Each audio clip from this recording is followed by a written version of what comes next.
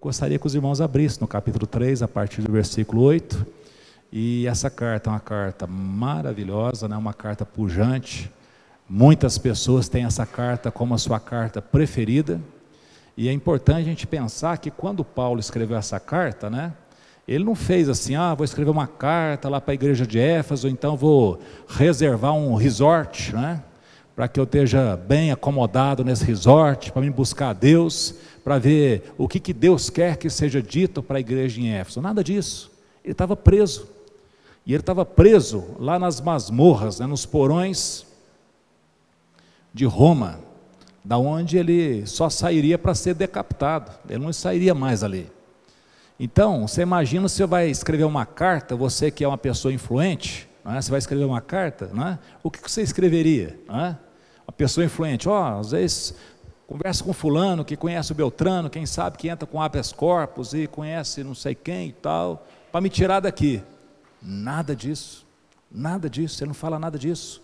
Não é? Aquilo, se tinha alguém que podia falar de carência, era o Paulo.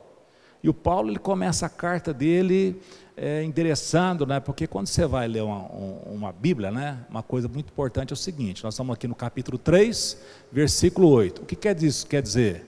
Que tem coisa para trás. Tem alguns versículos para trás do capítulo 3, tem o capítulo 2, tem o capítulo 1. Não é? Porque um mal que acontece muito, né, na igreja, e é comum, é que as pessoas gostam de um versículo, de um texto, e lê aquilo lá. Só que tem coisa para trás, tem coisa depois. E quem não lê para trás, é como quem entra numa conversa da metade para frente. E tira conclusões que às vezes não tem nada a ver o quê? Com tudo. Por isso o empenho que nós temos, Jesus fala, nem só de pão vive o homem, mas de toda. Quem conhece plenamente toda a palavra que procede da boca de Deus.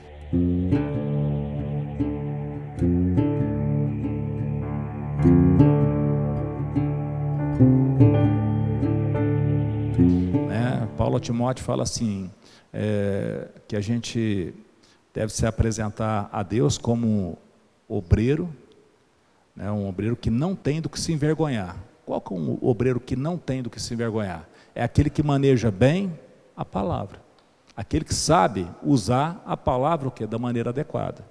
E para você saber alguma coisa, você tem que conhecer. Então, nosso esforço no sentido do conhecimento, né? Mas a letra mata, né? O espírito vivifica, certo? Vai vivificar o quê? Tem de ficar a palavra. Claro que se você pegar a palavra com o espírito errado, vai ser morte mesmo. Mas se você quiser ter o espírito sem ter a palavra, o espírito trabalha o quê? Com a palavra. Como é que foi lá no princípio? No princípio estava lá, Deus criou os céus e a terra. A terra era sem forma e vazia. O Espírito de Deus estava lá. Nada acontecia. Ele pairava sobre a face do abismo. E disse Deus, haja luz. Opa, tem uma palavra. O que o Espírito de Deus fez? Pegou essas palavras, o quê? E fez a luz aparecer. Conforme Deus foi falando, as coisas foram acontecendo. Ou seja, a palavra é o que o Espírito de Deus materializa o quê? A palavra. Escondi a tua palavra no meu coração para quê? Para não pecar contra ti. Os céus e a terra vão passar, mas as minhas palavras não passarão. Para sempre, ó Senhor, estão estabelecidas e firmes o quê? A tua palavra nos céus. Deus não tem nem sombra de variação, de mudança. Ele não muda o que ele pensa. Então, se nós conhecemos aquilo que Deus pensa, nós estamos seguros. Porque se a gente chega à conclusão que tem necessidade de mudança, eu já fico sabendo que quem tem de mudar sou eu. Deus não muda? Quem tem de mudar? Sou eu. E nós vamos ver que é tão simples, que é só obedecer. Mas é difícil, porque tem que obedecer. Do que nós estamos falando? De algo terrível, que chama a nossa vontade. Né? A gente deixar a nossa vontade e crer que Deus sabe das coisas. Eu tenho dúvidas. Então, duvide das suas dúvidas. Você pode ter dúvida, mas duvide das suas dúvidas e não da palavra de Deus, porque a palavra dele é eficaz. Essa não muda. Pois bem, Capítulo 1 fala, ele começa a falar, bendito Deus e Pai de nosso Senhor Jesus Cristo, o qual nos abençoou, o cara preso, com toda a sorte de bênçãos espirituais, nas regiões celestiais em Cristo Jesus. Ele, aí vai contando, e enche, tá? Depois ele já entra no capítulo 2, falando o seguinte, olha, e ele nos tirou das trevas, né? E nos transportou para o reino da luz, né? Ele nos deu vida, estando nós mortos nos nossos delitos e pecados. E aí ele vai falando, né, o que Deus fez, né? Aí, no capítulo 8 ele fala assim, e isso não quer dizer que é só para o judeu não, isso é para o grego também, é para toda a gente. Jesus veio pegar aquilo que era a promessa de Deus para Israel, e colocou isso o quê? Para todas as nações, para que se cumprisse a promessa a Abraão, que nele seria bendito o quê? Todas as nações da terra. Então vai falando assim, vai falando, nossa, mas eu sou pequeno, olha como é que o Paulo chega e começa aqui, a partir do versículo 8, aqueles que acham, né, que são pequenos, e tem de achar mesmo, ele fala assim, a mim, o menor de todos os santos, foi dada esta graça, de pregar aos gentios o evangelho das insondáveis riquezas de Cristo, e manifestar a todos, qual é a dispensação do mistério, que durante tempos passados, esteve oculta em Deus que criou todas as coisas. Ou seja, ele preso, ele falava assim, eu estou preso, mas a palavra de Deus não está presa. Ele me deu uma graça o quê? De viver numa boa? Não, ele me deu a graça de pregar o evangelho das insondáveis riquezas de Cristo. Lá na frente, Paulo depois, ele vai falar assim lá para o Timóteo, ó Timóteo, eu combati o bom combate, eu terminei a carreira e eu guardei a fé. Não foi em vão, Timóteo, porque agora eu estou indo e a coroa da vida o quê? Me espera, né? Quando fala que a coroa espera, tem gente que fala, agora o Paulo casa, né? Não é a coroa do jeito que ele está pensando, né? Tem uma coroa lá em cima, está falando assim, a coroa da vida, o quê? Me aguarda naquele dia, não só a mim, mas a todos o quê? Que aguardam também a sua vinda. Então foi me dada a graça de ser o quê? Um pregador desse evangelho das insondáveis riquezas de Cristo, né? E manifestar a todos qual é a dispensação do mistério, que durante tempos passados esteve oculta em Deus, que criou todas as coisas. Isso para que agora, pela igreja, a multiforme sabedoria de Deus se torne conhecida de principados e das potestades nas regiões celestiais. Quando fala principados e potestades, tem gente que já o quê? Arrepia. Meu Deus, vamos amarrar esses principados e potestades. E olha o que ele está falando aqui. Os principados e as potestades vão conhecer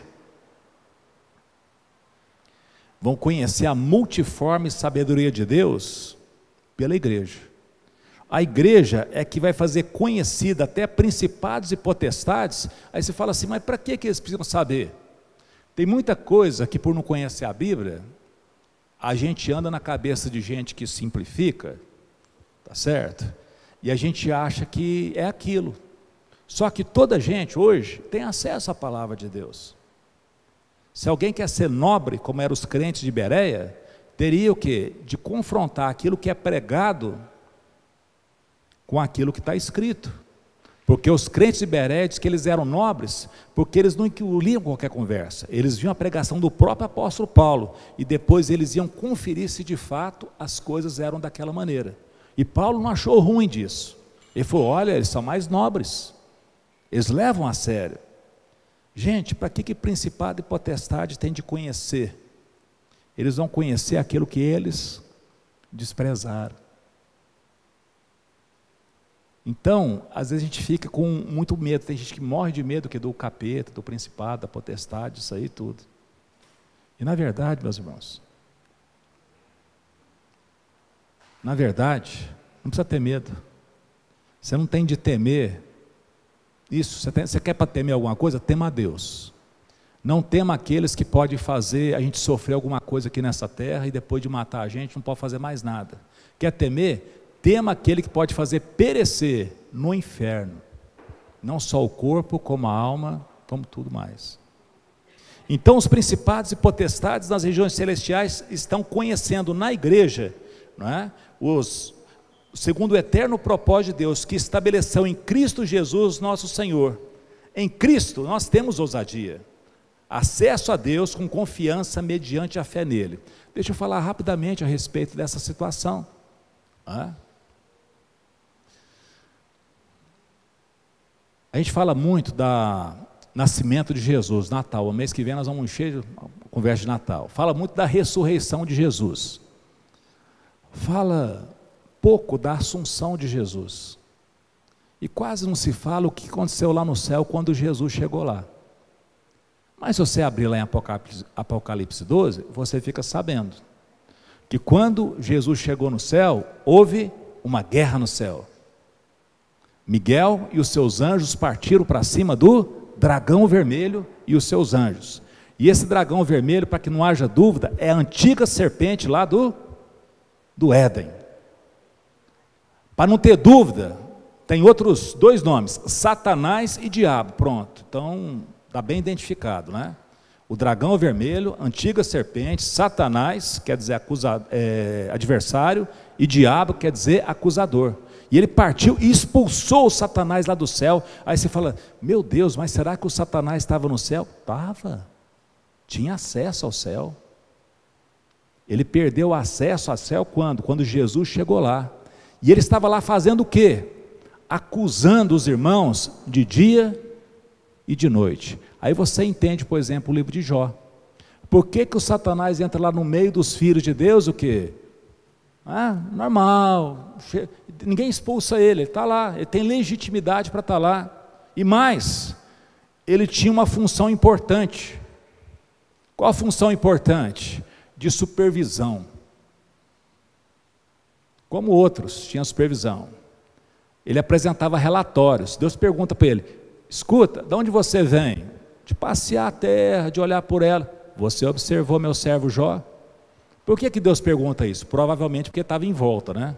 O cara complicado, rapaz, esse cara aqui está complicado ele cair, não, cara? Você viu como é que ele é íntegro, justo, como é que ele se desvia do mal? Ele falou, claro, é um interesseiro, com tudo que você deixou para ele. Se eu pudesse pelo menos bagunçar as coisas dele, quero ver se ele ia ficar com essa adoração toda aí, esse louvor todo. Deus fala assim, vai, mexe, pode mexer. E ele vai lá, detona tudo de Jó. E Jó permanece fiel. Noutra vez lá, vem lá os filhos de Deus e vem Satanás junto, tem acesso. Quer dizer o quê? Que ele chegava lá no céu, ele pegava o crachazinho dele lá, colocava lá na portaria, o quê? Acesso permitido. Você viu meu servo Jó? O Jó nunca ficou sabendo disso, você sabe uma coisa que o Jó não sabia. O que Deus estava fazendo? O que ele está fazendo com a gente.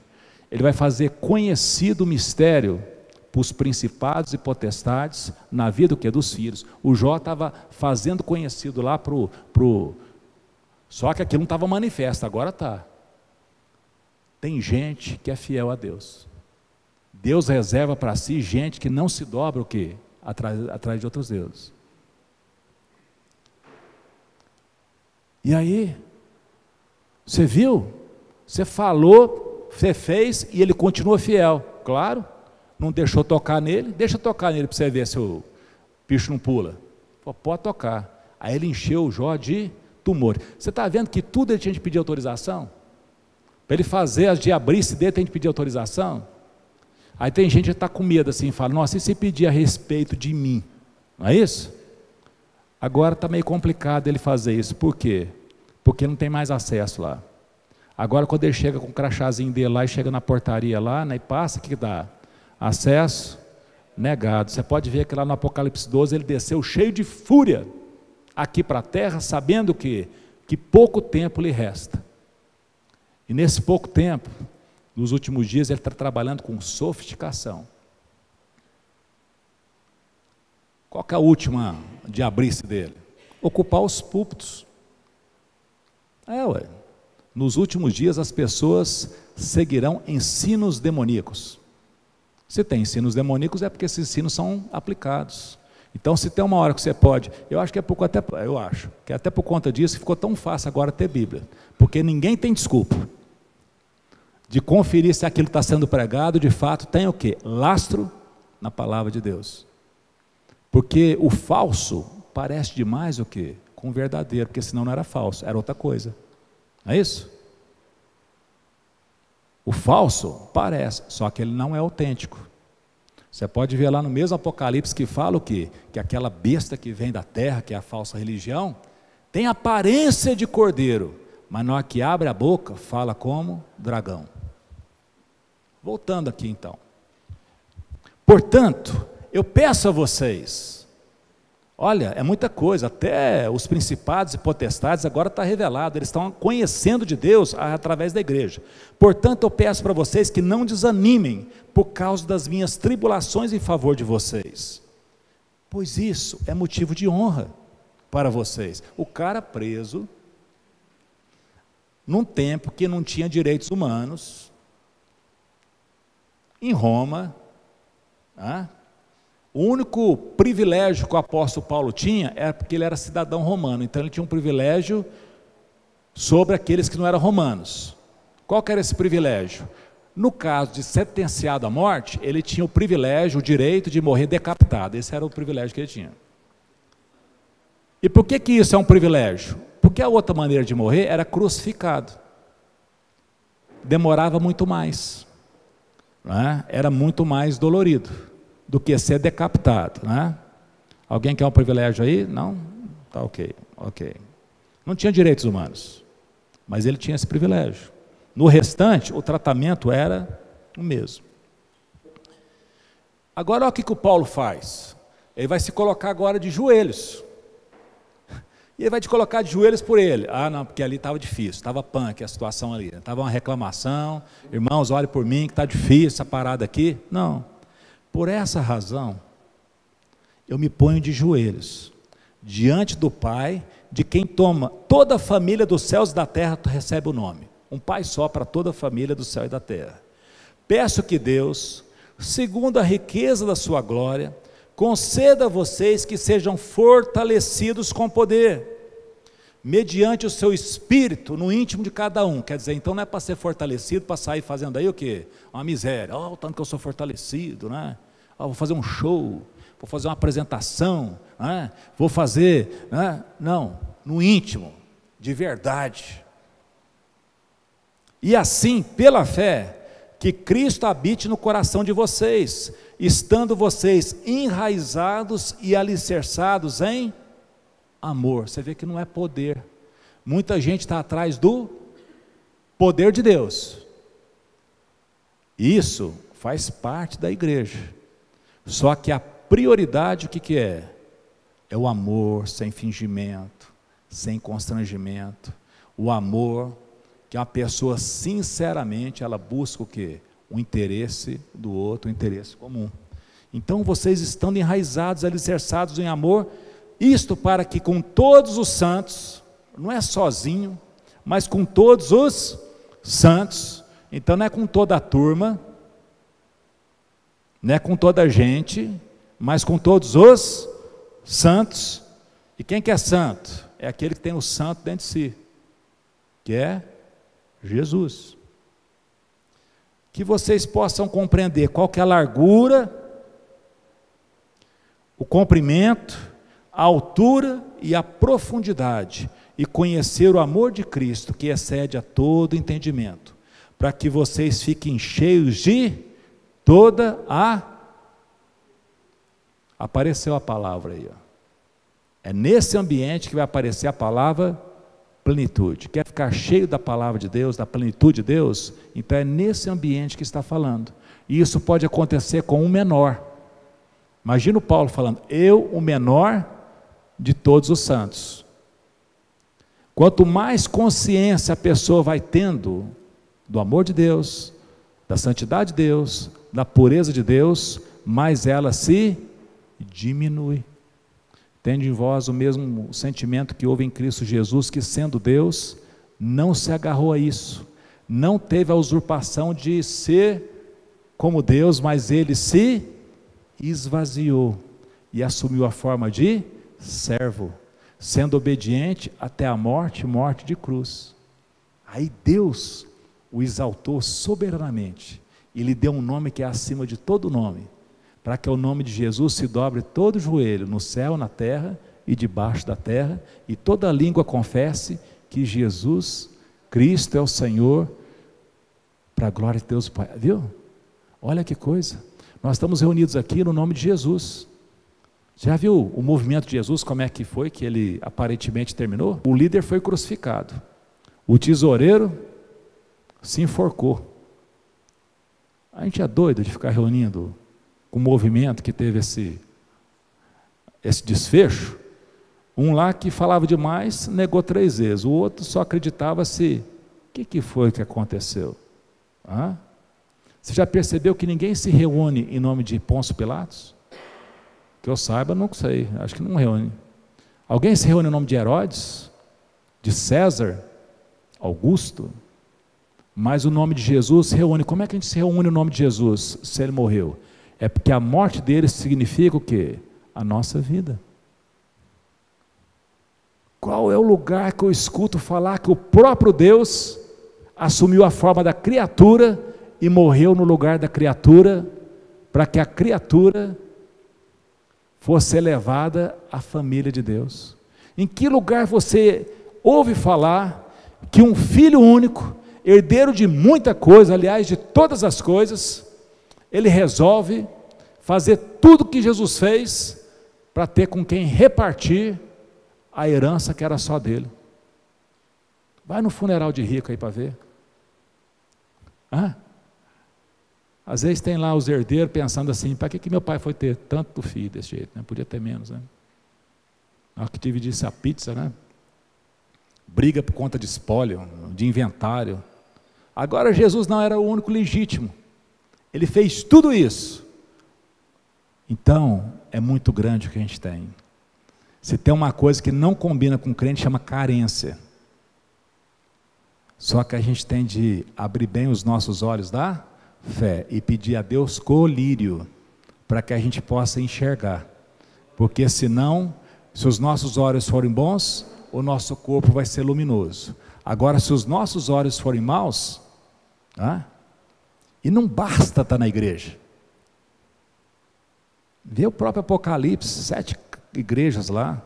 Quem que fica andando na igreja? O Senhor Jesus. Não só anda, como repara. Repara tudo, o que está certo, o que está errado, o que precisa consertar, o que não precisa. Não tem presunção nenhuma. Eu aqui sou um baita de um presunçoso, que eu acho que toda a gente me escuta. Jesus não. Quem tem ouvidos para ouvir, ouça. Porque tem gente que está na igreja no automático, fazendo os trem lá e acha que está tudo certo.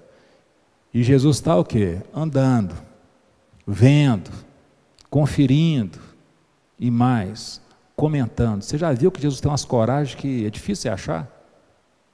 Já viu Jesus no templo, na hora do ofertório, senta perto do gasofilaço e repara o povo ofertar? Você já pensou sentar alguém e ficar ofertando?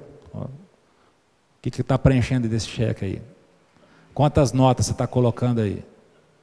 E além de fazer isso, ele comenta. Quem deu muito, quem deu pouco. Rapaz, mas o que é? Olha o preço que ele pagou por conta disso aqui. Ele fala o que quiser. Ele é aquele que sonda as mentes e os corações. Ele conhece o profundo e o escondido. Eu sei que tem muita gente que fala: vou embora porque ferrou, né? Mano. Só que ele é favorável a nós. Ele é a nossa vida. Ele sabe a nossa estrutura, ele sabe que nós somos pó. E ele está disposto a nos encher da sua plenitude. Olha só a dinâmica que vai acontecendo aqui. Para que vocês fiquem cheios de toda a plenitude de Deus.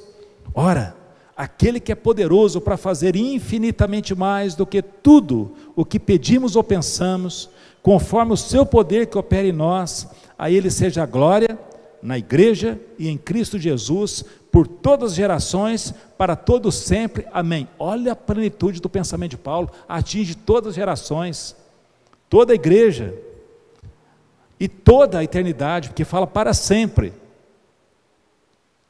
Então, quando ele fala dessa maneira, de plenitude, a gente começa a entender, irmãos, que a gente começa a entender algumas coisas muito simples. Quem tiver fé do tamanho de um grão de mostarda, faz coisas fenomenais. E a gente pensa assim, ó, eu tenho uma fé, né, do tamanho de uma semente. Vamos falar um pouquinho de semente. Semente é uma coisa pequenininha que tem um potencial enorme. Quando você pega uma semente, você pode falar, eu tenho uma semente. O outro fala, não, eu tenho uma árvore. O outro fala, não, eu tenho um bosque. Depende o quê? Da visão que a pessoa alcança. Só que uma semente, ela é plantada. E quem que é a terra? A terra somos nós. A semente é a palavra de Deus. A terra somos nós. O que vai acontecer? Essa semente da palavra em nós vai pegar todas essas coisas que estão aqui e vai dar um fruto segundo essa semente. Por exemplo, você chega numa terra lá e planta uma semente de manga. Depois de um tempo nasce um pé de manga e quando chega o tempo apropriado aparece lá muitas mangas. Aonde que estavam aquelas mangas? Quem sabe? Estava na terra. Por que não apareceu? Porque não tinha semente. Mas agora que a semente plantou, o que a semente fez? Pensa, ela foi lá, catou nitrogênio, catou humus, catou não sei o que, combinou, e ninguém sabe como. É uma coisa de Deus. O reino de Deus é com a semente. E ela foi fazendo até que saiu. Então, meus irmãos, com todo respeito aqui, sem ofensa, né? Mas é pesado. Qual que é a nossa contribuição com isso tudo? É sermos um solo que bem atubado, bem fertilizado, para que a semente de Deus não encontre resistência nas nossas vidas. Porque às vezes você planta uma semente de manga numa terra que não vira nada, porque a terra é ruim. Na outra terra vira muita coisa. E a mesma semente. E é isso que a palavra de Deus fala, a semente é semeada, e às vezes cai o quê? Naquele chão batido, aquele treino de vaca. E ali o que? É duro, a semente não entra. E ela fica o quê? Infrutífera. Mas às vezes ela pode cair o quê? No meio das pedras. E ali tem terra, e ela consegue até brotar. Só que ela não consegue penetrar as raízes. E tem outra semente que cai no meio dos espinhos. E aí ela brota mesmo, cresce, mas o fruto não vai, porque os espinhos ficam cutucando. Mas pode ser que seja uma boa terra. E aí produz a 30, 60 e 100 por 1. Você pode ver que tudo é o que? É plenitude. Depende o que? Da nossa resistência ou não à semente. Agora, a semente vai ter resistência? Claro que vai. Se não tivesse, não nascia. Já viu uma semente sem resistência? Ela fica lá. Mas se cai no chão e morre, quer dizer, morre o quê? Você chega, terra em volta. Ela fica ali, o que ela faz? Enfia a perninha para baixo, sai uma raiz, sai o pescocinho para cima, o quê? Ela vai se desenvolvendo no meio daquela, fala assim, oposição. Não veio nenhuma tribulação que não seja o quê? Humana. Nenhuma tentação humana. Oposição tem, faz parte. A oposição faz parte. E é bom que tenha oposição, que é para que a semente possa brotar. O que é que vai dar aqui? Agora você não pode pegar a semente também e falar assim, a oposição, beleza, então eu vou plantar no meio do concreto. Aí não vai nascer nada. Porque é uma oposição o quê? Desleal. Então oposições existem. Houve na vida de Jesus, no mundo tereis aflições, mas tende bom ânimo, porque eu venci o mundo. Palavras do Senhor Jesus. E ele continua, capítulo 4, por isso eu, o prisioneiro no Senhor, peço que vocês vivam de maneira digna da vocação que foram chamados. Diante disso tudo, o que ele está pedindo? Uma vida digna. Como é que é essa vida digna da vocação que foi chamada? Com toda humildade. É fácil achar crente humilde? Sim ou não? Esse silêncio quer dizer o quê? E mansidão. É fácil achar crente manso? Onde que apareceu essas duas palavras, humildade e mansidão? Aprendei de mim, que eu sou manso e humilde de coração. Ou seja, o que ele está querendo? Que a gente faça a mesma coisa. Jesus fala, aprenda de mim que eu sou manso e humilde de coração. Então, portanto, que vocês andem de maneira digna, com toda humildade e mansidão. Gente, o que ele está querendo da gente aqui? Que a gente seja parecido com quem? Com o Senhor Jesus, não é isso? Eu não tenho vocação para Cristo. A porta está aberta, pode ir. Porque aqui vai ter de ter. É ele que não. O que é um cristão? É um pequeno de Cristo, é um seguidor de Cristo. Ele vai fazer uma obra nas nossas vidas. Nós não somos uma imagem e semelhança dele? Então ele vai pegar a ponteira dele, a marretinha dele, e vai falar assim, vou dar uma ajeitada aqui, ó. Aí põe lá, é bem aqui que eu vou dar, e tal, o cara, ui! A boa obra que ele começou a fazer, ele vai terminar até o dia de Cristo. A não ser o quê? Que ao invés de combater o bom combate, terminar a carreira e guardar a fé, o cidadão fuja do combate, joga a fé fora e sai na carreira. Pronto, aí esse aí não tem conserto. Mas se você ficar, vai dar certo. Haja visto 2 cidadãos. Um chamava Judas Iscariotes e o outro chamava Pedro. O Judas não ficou. O Judas, na hora que ele percebeu o que ele tinha feito, ele se isolou. E a semelhança de um tribunal, ele foi sozinho tudo ali. Ele foi o réu, o promotor, o juiz e o carrasco. Ele não se arrependeu. O arrependimento dele foi segundo o mundo que leva à morte. Já o outro negou Jesus 3 vezes, não ganhou nada com aquilo. O Judas ainda ganhou um punhado de dinheiro, esse aí não ganhou nada. Mas quando Jesus vai estar com ele, o que ele faz? Ele fica, sabe? E Jesus fala assim, então, caboclo, que ele falou assim, se todo mundo te largar, eu não te largo, pode deixar que eu aqui, você me ama? Aí ele está meio assim, falou assim, Senhor, o senhor sabe que eu gosto do senhor, né? Tipo assim, não é aquela Brastemp toda não, né? Mas, né? Ô Pedro, você me ama? Segunda vez, Senhor, o senhor sabe que eu te amo, sabe que eu gosto do senhor. O senhor sabe, tipo a medida, o senhor está perguntando o quê? Tipo assim, estou ficando constrangido. Na hora de negar 3 vezes não está constrangido não, né? Mas na hora de passar o mesmo processo para remendar e o constrangimento aparece, né? Terceira vez, Pedro, você me ama? Senhor, o senhor sabe todas as coisas.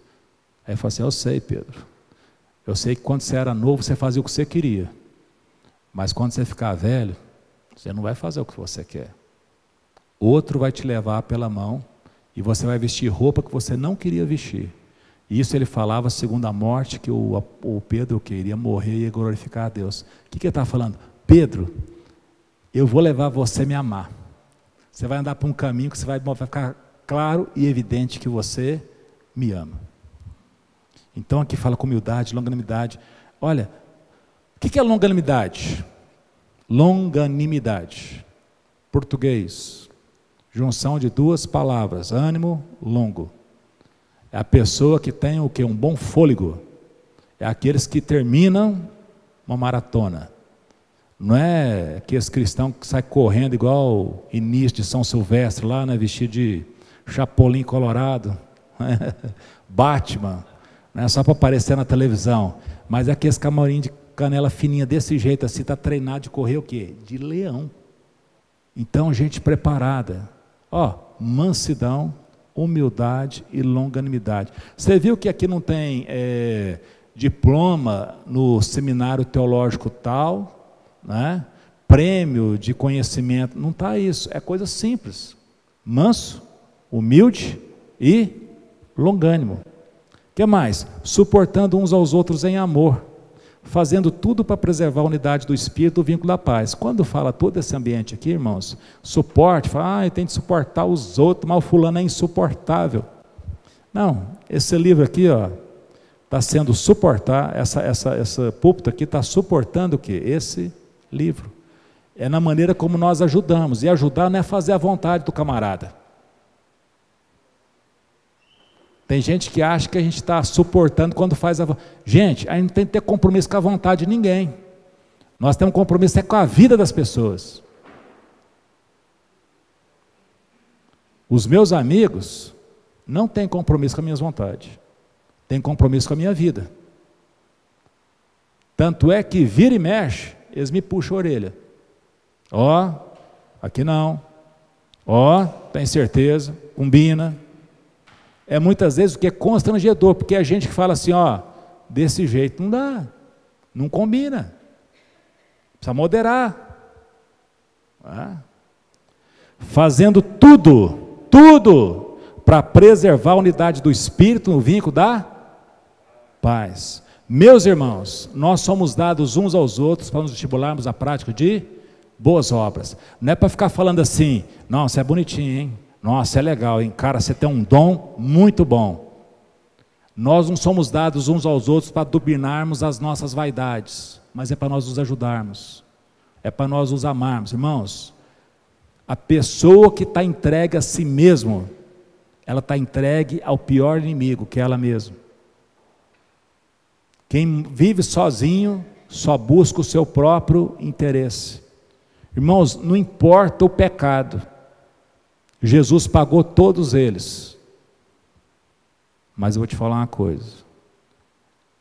Igual Deus falou para Jesus, falou para Pedro. Pedro, porque eu faço, eu aconteço. Falou assim, Pedro, vou falar uma coisa para você. Ô Satanás, ó, Jesus não tinha chegado no céu, então Satanás só o que fez? Ele está lá, já tinha feito com Jó, né? Ele chega para Deus e faz uma oração, Satanás orando. Eu quero passar ele na peneira. O Pedro. O que Jesus faria se fosse nós? Está amarrado, sai daqui, não põe a mão nele. Mas como Jesus não é nós, que Jesus fala, ele está precisando passar na peneira mesmo. Mas fica tranquilo, Pedro, eu orei por você. Para quê? Não, para que a sua fé não desfaleça.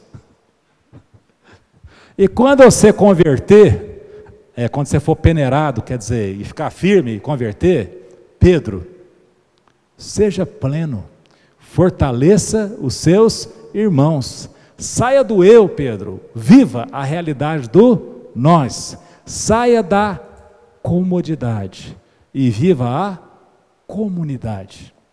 Parece igual, mas é muito diferente. Comodidade e comunidade. Comodidade é do jeito que eu quero, se eu quero, quando eu quero. E comunidade? Comunidade, meu amigo, acabou o sossego.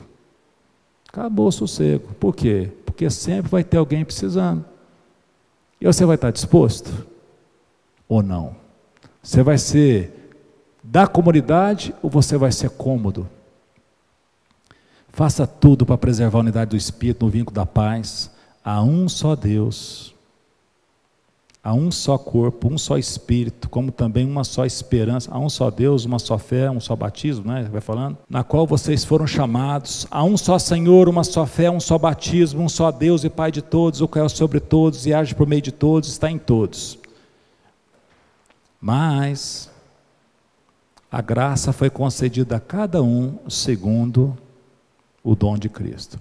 Irmãos, eu podia continuar aqui, mas eu não vou continuar, porque agora nós vamos fazer algumas coisas bem...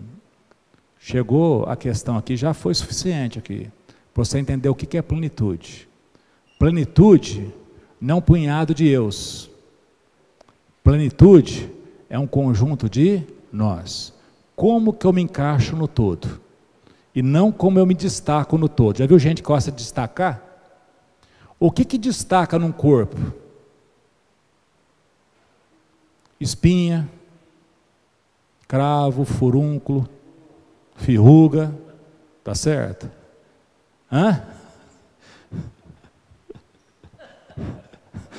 Irmão, ele está pegando firme aí. Irmão, esse aqui é o quebrantado, ele já está o quê? Já está confessando, já está se colocando. Irmãos, eu vou te falar uma coisa. A plenitude, irmãos, a plenitude é que sendo menor, você recebeu a graça de pregar o que? O Evangelho das insondáveis riquezas de Cristo. Você recebeu o privilégio de pertencer da igreja. Nós somos o que é a igreja. E é na igreja, na comunhão, que as pessoas vão tendo a oportunidade de se apartar dos seus pecados, o quê? E fazer caminhos retos.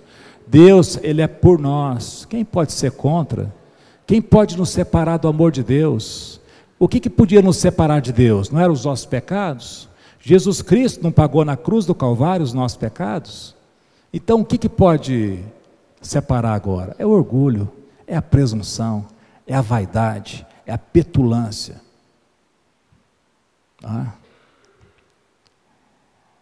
E a gente precisa mudar isso, sabe por conta de quê? Porque senão, quando a gente chegar no céu, se chegar no céu, vai achar defeito no céu. Já aconteceu. Teve um cidadão que estava lá no céu e achou defeito. Ele olhou lá tudo e falou assim: está errado. O que está errado? Eu devia sentar no trono. O que estava errado para ele é que ele que tinha que subir o quê? Sentar no trono e ser o quê? Aí ele pegou e despencou de lá. Mas é porque Deus tem medo que alguém sente no seu trono? Não. Tanto é que Jesus fala assim, lá na igreja de Laodiceia: quem tem ouvidos para ouvir, ouça o que eu digo. Os vencedores darei que se assentem comigo no meu trono, assim como eu venci, assentei com meu Pai no seu trono. Amém, irmãos? Plenitude é tudo que Deus deu e que está agora o que? Dentro da gente. Ainda não se manifestou o que nós iremos ser, mas o reino dele já foi dado e confiado a nós. Isso não é pouca coisa.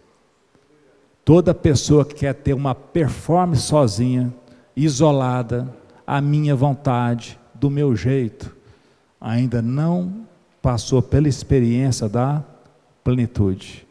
A fé que visa o seu interesse comum, isso não é fé. Olha o exemplo do apóstolo Paulo, que preso, ele não está pensando nele. Ele fala: eu sou prisioneiro do Senhor. Não, Paulo, você está enganado, você é prisioneiro do César. Não, eu sou prisioneiro do Senhor, porque eu sou de Jesus, e se ele me deixou ficar aqui, foi ele que me deixou ficar aqui. E eu quero falar assim: eu estou preso, mas a palavra de Deus não está presa. Amém, irmãos? Perguntas? Considerações? Quem concorda, quem desconcorda?